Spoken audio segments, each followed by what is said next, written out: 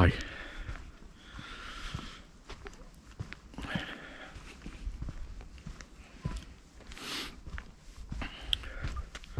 Ultrared Man red.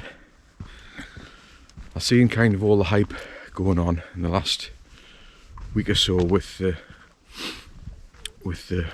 hype that Paco Rabanne Ultrared Man was getting, saying that it was a good alternative to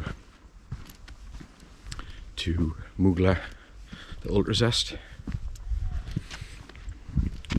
So, is it worth the hype? Is it worth it?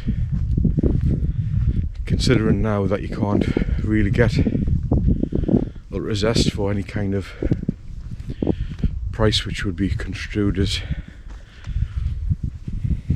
value for money. Bottles going for £200.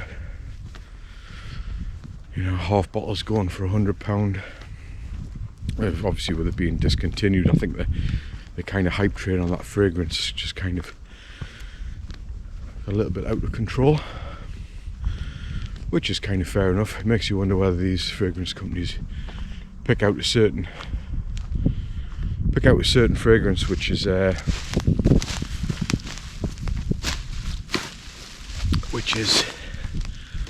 which gathers a bit of momentum and makes it discontinued as a kind of desired consequence, or to make it discontinued as a desired consequence, to bulk up there, or to create this kind of illusion that the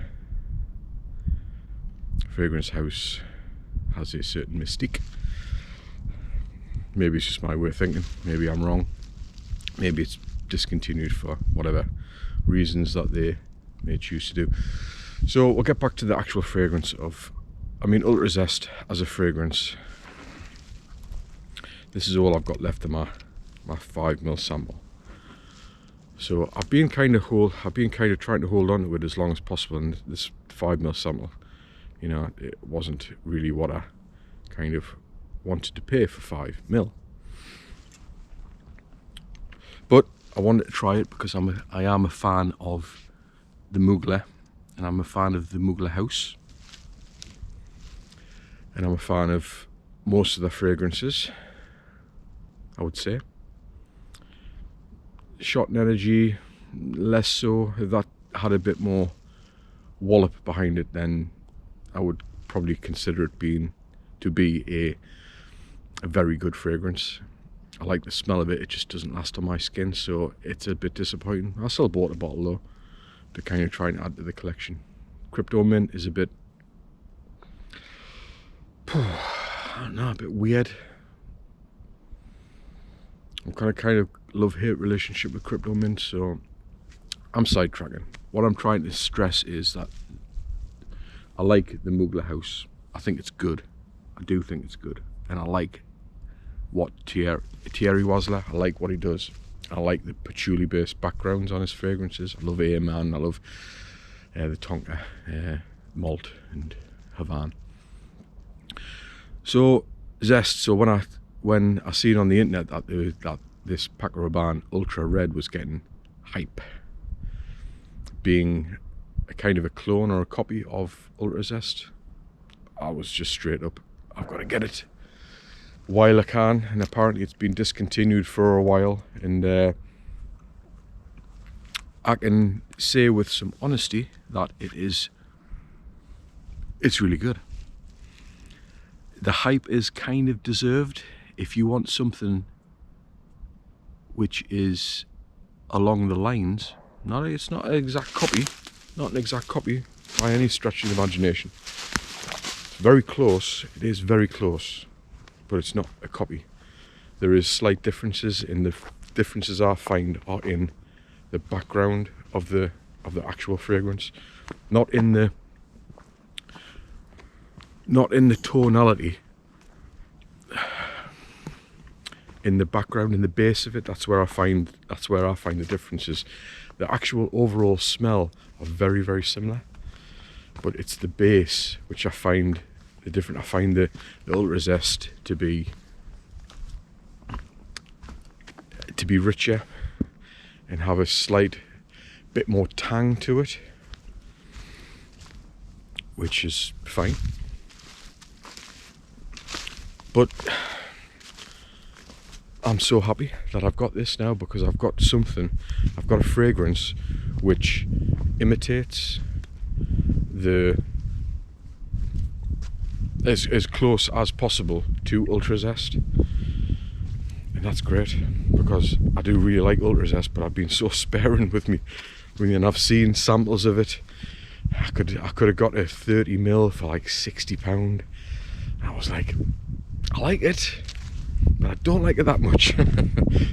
It's like putting a value on something, isn't it? So when I seen 100ml here for £43 on Amazon, 5 bottles left, I almost watched the ticker go down, so I bought a bottle.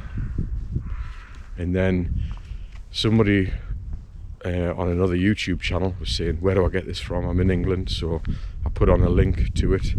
By the time he looked, and by the time I went back to look, it was gone. So if you like, I've kind of haven't explained at all to anybody who hasn't. It's a blood orange fragrance with this kind of chocolatey, patchouli dry down, but still remaining with a bit of the orange.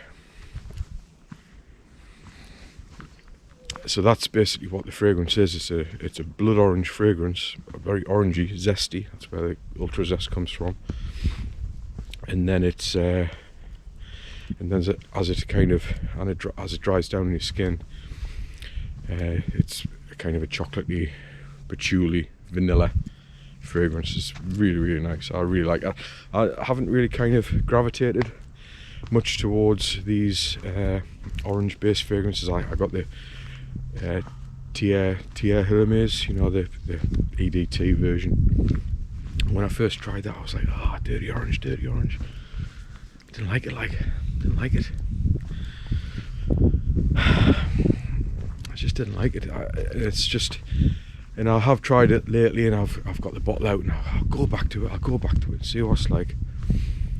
I'm still kind of, the boat is still out for me on that one. I'm like,